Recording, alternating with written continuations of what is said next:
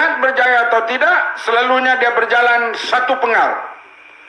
Tetapi pemerintahan ini tak sampai satu penggal, hanya 22 bulan. Kerana pengkhianat dalam parti yang diketuai oleh Mahyudin Yassin dan Azmin Ali membuat pemesongan bertemu dengan pembangkang, dan berlakulah rampasan kuasa melalui syaraton move ataupun gerakan syaitan yang dibuat dan PAS terlibat dalam gerakan syaitan ini. Inilah yang kita kesalkan, yang mereka biasa meratap hal demokrasi, bagaimana kerajaan Terengganu dirampas pada tahun 61, bagaimana berlaku darurat di Kelantan yang ditentang oleh Datuk Asri dalam parlimen. Tiba-tiba PAS, pimpinan Haji Hadi terlibat dalam gerakan rampasan kuasa tidak melalui proses pilihan raya. Sekarang akibat dosa-dosa itu sedang dipikul oleh mereka. Kalau pemerintahan Pakatan Harapan lemah, kempen jatuhkan dalam pilihan raya tahun 2023, tahun depan je. Tetapi di atas nama Melayu Islam, kononnya nasib orang Melayu terancam kerana DAP ada dalam kerajaan. Mereka bersatu dan menjatuhkan kerajaan yang dipilih oleh rakyat. Maka dapat kerajaan itu tak akan stabil sehingga pilihan raya akan datang. Inilah yang mereka alami sekarang.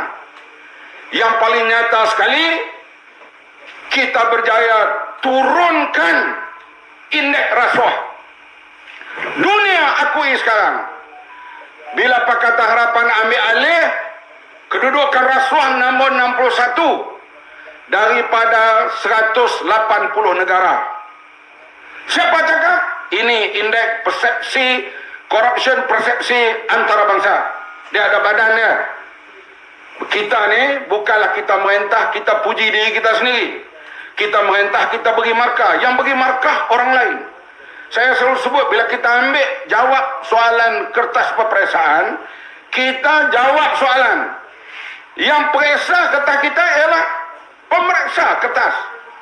Bukan kita sendiri yang beri markah. Ustaz Hadi dia bagi markah kepada kerajaan dia. Ini manusia yang paling pelik dalam dunia. Orang lain yang memberi markah, bukan kita. Kita tak boleh beri markah. Ucapan Muhammad malam ni sedap atau tidak, contoh yang menilai.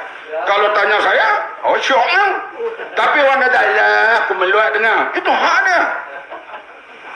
Inilah dia kata indeks persepsi rasuah. Kita ambil alih Malaysia 2 tempat nombor 61.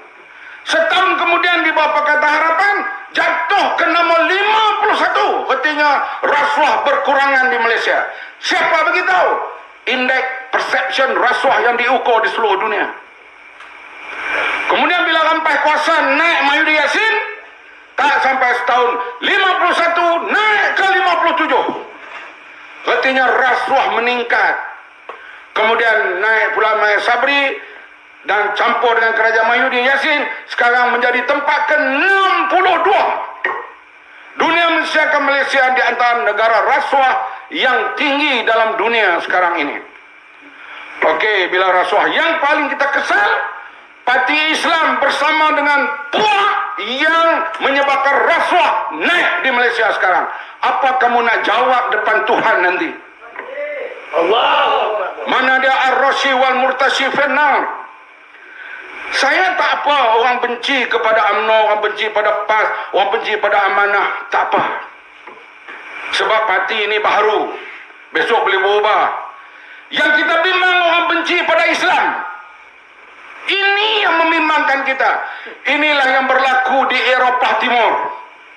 Apabila berlaku revolusi industri, toke-toke jadi kaya, pemimpin politik kaya, zar-zar jadi kaya raya, menindas orang miskin, rasuah berleluasa, padri-padri menyokong orang yang rasuah. Padri-padri menyokong penindasan. Akhirnya Karl Marx kata, golongan ini membawa opium, candu kepada masyarakat. Nak buat kemajuan, mesti lawan agama. Agama waktu itu Kristian. lalahela pahaman komunis dan sosialis yang menolak golongan padri dan golongan agama yang bersekongkol dengan puak-puak yang menindas rakyat dan rasuah. Akhirnya kita lihat apa yang berlaku di Eropah sekarang. Gereja sudah tidak laku. Kenapa? Karena mereka lihat padri pun mereka tahu ini yang bersekongkol dengan orang-orang rasuah dan yang menyeleweng. Sekarang pusingan itu berlaku di Malaysia pada orang Melayu. Ulama dan agamawan menyokong puak-puak rasuah. Boleh tuan-tuan sokong lagi pemerintah yang macam ni, macam di Kelantan Terengganu ni. Ya, mungkin tuan-tuan marah pada saya hari ini. Saya bercakap begini. Tapi very soon tuan-tuan akan lihat agamawan mula dibenci sekarang ini. Bukan salah Islam, orang yang membawa itu. Misalnya Tabung Haji. Ada ustaz daripada Kelantan yang duduk yang berada di Shah Alam. Dia kata, habis Tabung Haji dah lepas ke China. Hayau.